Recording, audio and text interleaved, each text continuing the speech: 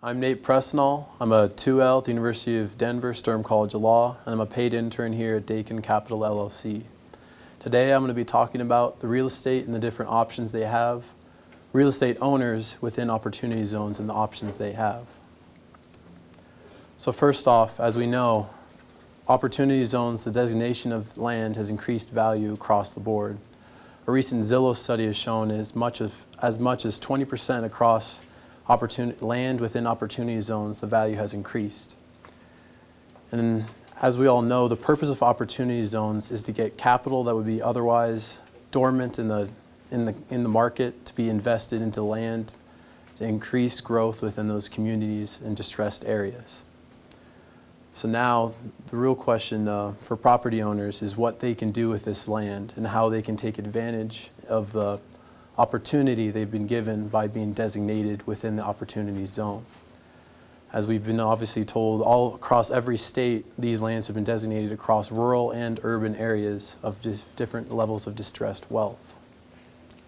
So first off, we'll go to this. So this often reminds me of a quote by Thoreau. It was, "Two paths diverged in the woods, and I took the one less traveled by, and that has made all the difference." And the truth here is all these paths are less traveled by because of how new opportunity zones are. There's a lot of different options for these real estate owners. As we can see here, the first option would be just to lease or sell the land for use within an opportunity zone. Another option would be to create an opportunity zone business to take advantage of the designation of the land as an opportunity zone. And finally, there is an option to create an opportunity zone fund and the business itself. So now the very first option may seem pretty simple to most people. Like if you're an owner in this area, all of a sudden you've seen your land value increase dramatically. So at this point, you could simply just sell the land and get the increased value from it. But often these people may want to be able to use a bit more than just sell their land. They may want to attain more value from that, attain more potential for growth.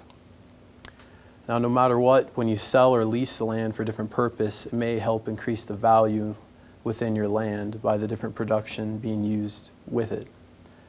The only main thing about this, though, if you lease or sell and not invest any capital of yourself into this project, you will not gain any of the opportunity zone tax benefits, which means no deferrals of capital gains and no potential reductions down the road.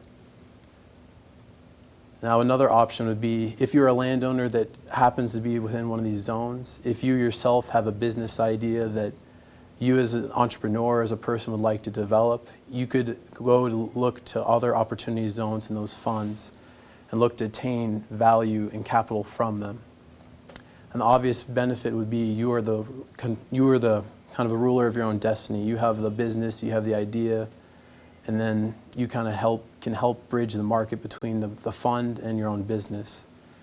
The only drawback is you will not gain any tax benefits directly from any capital gain put into these projects. Then, if we go into the final potential option, would be if you set up your own opportunity zone fund and your own business itself.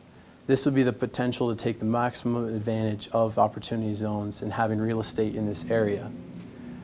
Now, this would require making sure you do not own more than 20% of the actual property based on the current rules and regulations. So first, a lot of these details will be understood a bit longer from now. But the main interest about this is not only do you get to keep partial property rights with your land, but you also get to get the tax benefits from opportunity zones for reduction of capital gains tax. And this brings us up to the next part where we're going to go into more detail about how you can set up your own fund, but also set up a business at the same time and take the maximum advantage of the opportunity zones. In this way, taking a path that has been least used and getting the most advantage out of that path.